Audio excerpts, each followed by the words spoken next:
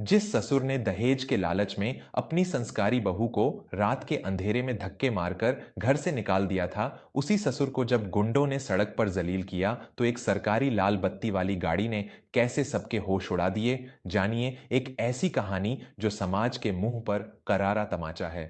नमस्कार दोस्तों, मैं हूं विवेक वर्मा और वर्मा स्टोरीज के इस नए और रोंगटे खड़े कर देने वाले अध्याय में आपका हृदय से स्वागत है। दोस्तों, हमारे समाज में इज्जत और पगड्डी का ऐसा झूठा दिखावा है जिसने न जाने कितने हंसते खेलते परिवारों को राख के ढेर में बदल दिया है।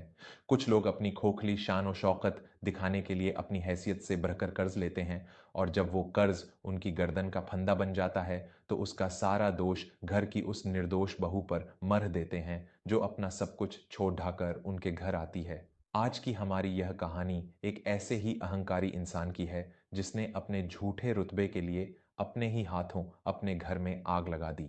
लेकिन जब समय ने उसे उसकी असली औकात दिखाई तो उसी ठुकराई हुई बहू ने कैसे एक ऐसा पलटवार किया जिसने पूरे समाज को हिलाकर रख दिया। यह सुनकर आपकी आंखों में आंसू और दिल में अपार सम्मान भर जाएगा। यह कहानी है वीरपुर नाम के एक बहुत ही पुराने गांव की। इस गांव में ठाकुर दीनदयाल का नाम बहुत अदब से लिया जाता था। ठाकुर दीनदयाल को अपने खानदान, अपनी पुश्तैनी हवेली और अपनी मूंछों पर बहुत घमंड था। उनका एक बेटा था, हेमंत। हेमंत स्वभाव से बहुत ही शांत और सीधा था, लेकिन अपने पिता के खौफ के आगे वह कभी मुंह नहीं खोल पाता था। जब हेमंत के विवाह की बात चली तो दीनदयाल ने अपनी झूठी शान दिखाने के लिए गांव के सबसे बड़े और क्रूर सूदखोर, ब्याज पर पैसे देने वाले सेठ किशोरीलाल से एक बहुत बड़ी रकम कर्ज पर ली। दीनदयाल को लगता था कि जिस घर में उसके बेटे का विवाह हो रहा है वहां से इतना भारी दहेज आएगा कि किशोरीलाल का कर्ज चुटकियों में उतर जाएगा और उसकी शान भी बनी रहेगी। हेमंत का विवाह नंदिता नाम की एक अत्यंत कुशाग्र, संस्कारी और उच्च शिक्षित कन्या से हुआ। नंदिता के पिता एक साधारण शिक्षक थे। उन्होंने अपनी क्षमता से बढ़कर विवाह में खर्च किया था, अपनी पुश्तैनी जमीन तक बेच दी थी, लेकिन वो ठाकुर दीनदयाल की उस करोड़ों की उम्मीद को पूरा नहीं कर सके। जब नंदिता वीरपुर की उस हवेली में आई तो दीनदयाल ने देखा कि दहेज में कोई भारी सोना या नकदी नहीं आई है। उसी दिन से उस हवेली में नंदिता का मानसिक नरक शुरू हो गया। एक दिन दीनदयाल आंगन में हुक्का पी रहे थे। नंदिता उनके लिए चाय लेकर आई।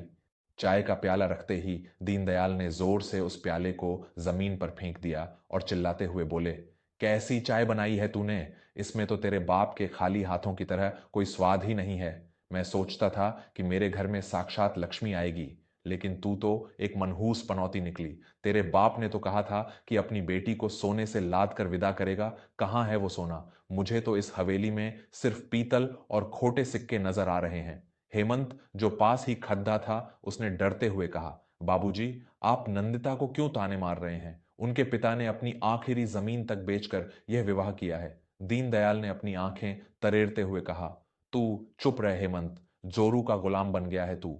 अरे, इस मनहूस के चक्कर में मैंने सेठ किशोरी लाल से 20 लाख का कर्ज लिया था अपने रिश्तेदारों के सामने सीना तानने के लिए। मुझे क्या पता था कि ये मेरे गले में फांसी का फंदा बन जाएगी। नंदिता ने अपने आंसू पोंछते हुए बहुत ही शालीनता से कहा, बाबूजी, दिखावा आपने अपनी शान के लिए किया था। मेरे पिता ने आपको कर्ज लेने के लिए नहीं कहा था। फिर भी मैं पढ़ी लिखी हूं। मैं सरकारी नौकरी की तैयारी करूंगी और आपका एक एक पैसा अपनी मेहनत से चुका दूंगी। यह सुनते ही दीनदयाल का पुरुषवादी अहंकार बुरी तरह आहत हो गया। वह जोर जोर से हंसने लगे और व्यंग्य कसते हुए बोले, क्या कहा? तू मेरा कर्ज चुकाएगी? मेरे खानदान की बहू अब घूंघट हटाकर दफ्तरों में धक्के खाएगी और मर्दों के सामने हाथ फैलाएगी। पूरा वीरपुर मुझ पर थूकेगा कि ठाकुर दीनदयाल अपनी बहू की कमाई खा रहा है। कान खोल कर सुन ले, इस घर की चौखट के बाहर अगर तूने नौकरी के लिए कदम भी रखा तो मेरी मरी हुई शक्ल देखेगी।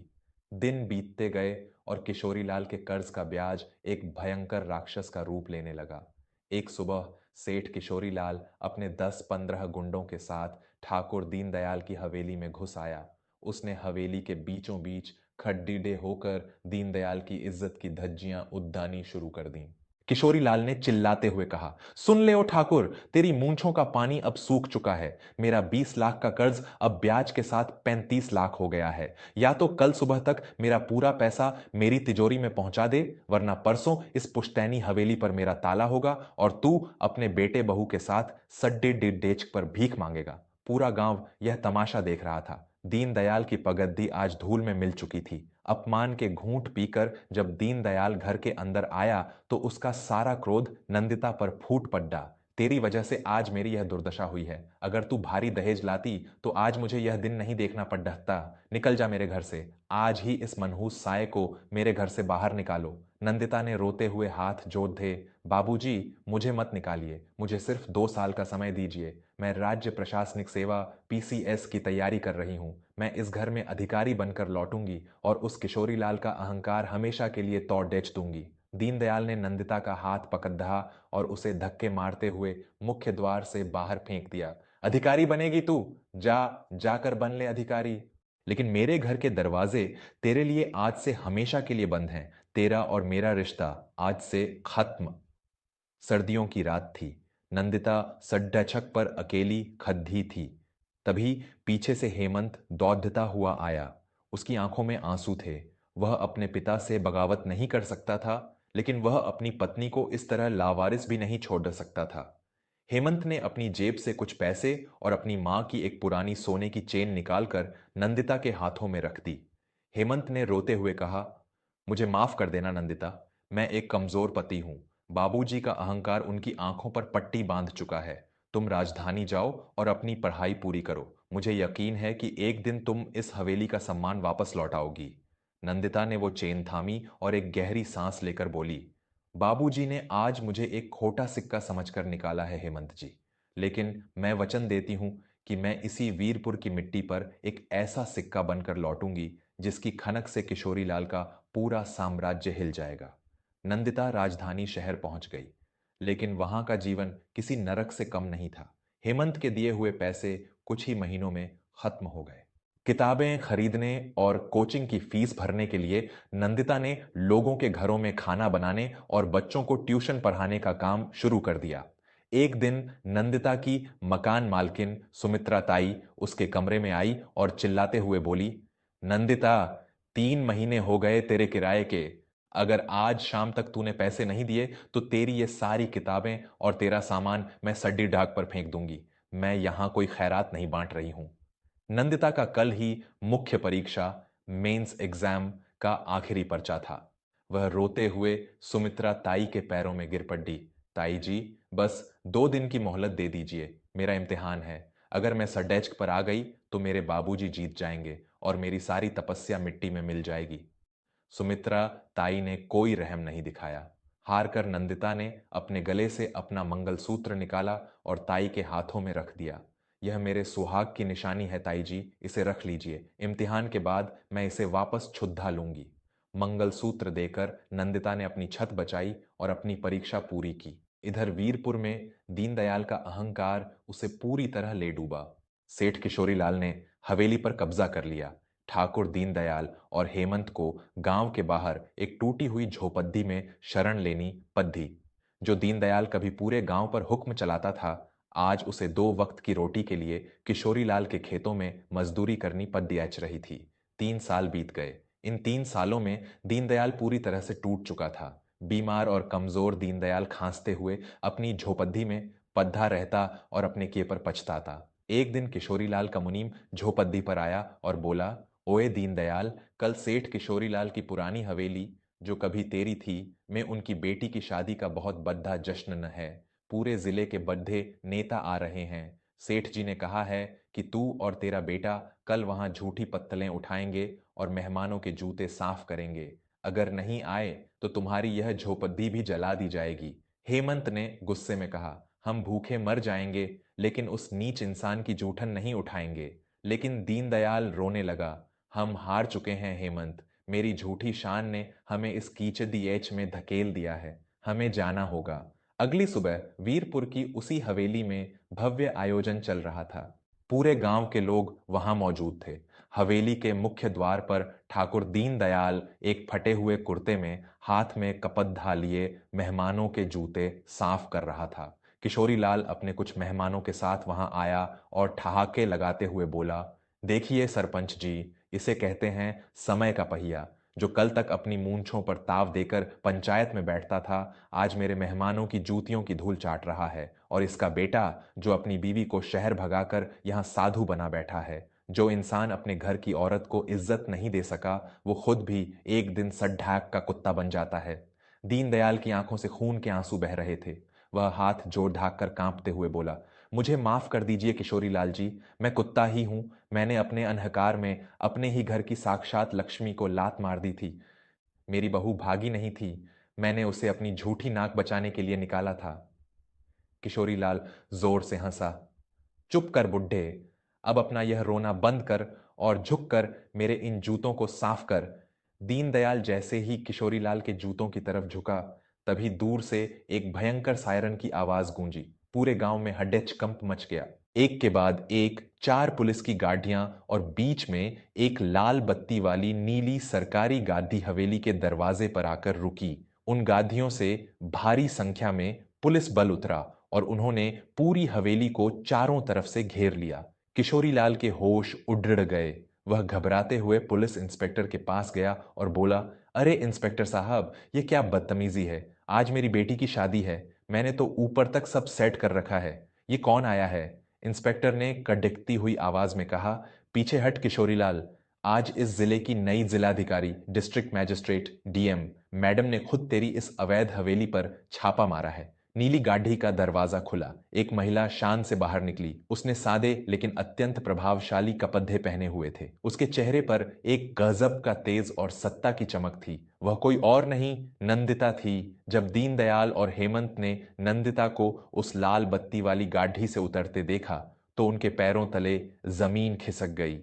दीनदयाल के हाथों से जूतों वाला कपद्दा छूटकर गिरपद्धा। नंदिता सीधे चलते हुए किशोरीलाल के सामने आकर खड़ी हो गई। किशोरीलाल की आवाज कांपने लगी।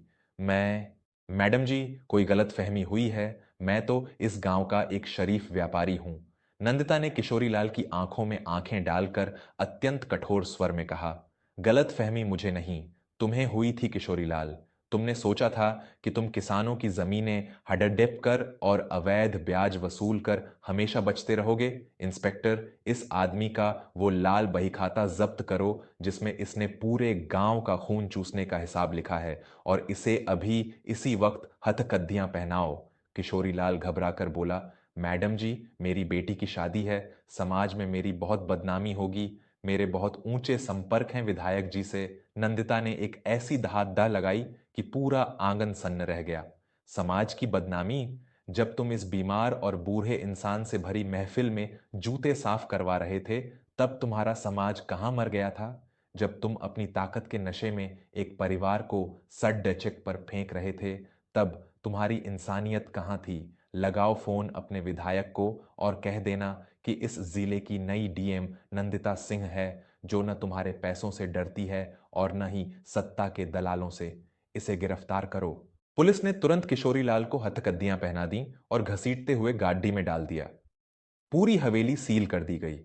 नंदिता धीरे धीरे चलते हुए दीनदयाल के पास आई। दीनदयाल, जो अभी तक जमीन पर बैठे थे, वे फफक फफक कर रोने लगे। वे अपने हाथ जोड़ कर नंदिता के पैरों की तरफ झुके, लेकिन नंदिता ने तुरंत उनके हाथ पकड़ लिए। दीनदयाल रोते हुए बोले, मुझे माफ कर दे मेरी बच्ची, मैं पापी हूं। मैंने झूठी शान के लिए तेरी जिंदगी बर्बाद करनी चाहिए। मैंने तुझे एक खोटा सिक्का कहा था, लेकिन आज तूने मेरा सारा कलंक धो दिया। मैं इस लायक नहीं हूं कि तू मुझे बाबूजी कहे। नंदिता की आंखों में भी आंसू थे। उसने बहुत ही कोमल लेकिन दृढ़ स्वर में कहा, सजा से इंसान टूट जाता है बाबूजी, सुधरता नहीं। अगर मुझे आपको सजा ही देनी होती तो मैं यह लाल बत्ती लेकर यहां कभी नहीं आती। मैं यहां आपको हथकद्दी पहनाने नहीं, बल्कि अपनी उसी खोटी चवन्नी की कीमत चुकाने आई हूं। नंदिता ने अपनी फाइल से हवेली के असली कागजात निकाले और दीनदयाल के हाथों में रख दिए। यह पुश्तैनी घर अब फिर से आपका है बाबूजी। मैंने अपना फर्ज निभा दिया। मैंने उस रात कहा था ना कि मैं इस घर में एक अधिकारी बनकर लौटूंगी। हेमंत भी रोते हुए आगे आया। तूने आज हमें एक नया जन्म दिया है नंदिता। मुझे माफ कर देना कि मैं एक पति होकर भी तेरे लिए LDDDH नहीं पाया। नंदिता ने मुस्कुराते हुए हेमंत की ओर देखा। आपने उस अंधेरी रात में मेरा साथ दिया था हेमंत जी, वही मेरे लिए सबसे बड्ढी ढाल थी। तभी दीनदयाल ने अपने सिर से अपनी वो पुरानी और मैली पगड्डी उतारी और रोते हुए उसे नंदिता के हाथों में रख दिया। यह पगड्डी मैंने जीवन भर झूठे घमंड के लिए पहनी थी नंदिता। आज से इस खानदान की पगड्डी और इस घर की इज्जत तेरे हाथों में है। इस घर का मुखिया आज से दीनदयाल नहीं, मेरी यह DM बेटी नंदिता है। तूने आज मुझे और इस पूरे समाज को बता दिया कि असली लक्ष्मी सोना चांदी नहीं, बल्कि घर की वो बेटियां और बहुएं होती हैं जो अपने ज्ञान और संस्कारों से पूरे कुल का उद्धार कर देती हैं। नंदिता ने अपने ससुर को गले लगा लिया। पूरे वीरपुर गांव के लोगों की आंखें नम थीं। जो लोग कभी नंदिता के भाग जाने की झूठी अफवाहों पर ताने मारते थे, आज वे सभी उस नारी शक्ति के सामने नतमस्तक खड्डे से थे।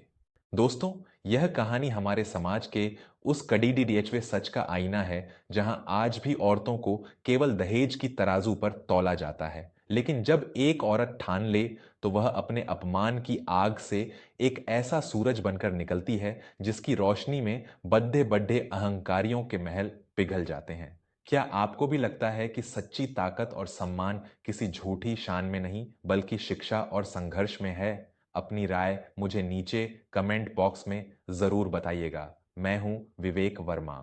अगर आपको यह कहानी और इसका अंत पसंद आया हो तो इस वीडियो को लाइक करें और अपने परिवार तथा दोस्तों के साथ ज़रूर साझा करें। वर्मा स्टोरीज को अपना कीमती समय देने के लिए आपका बहुत बहुत धन्यवाद।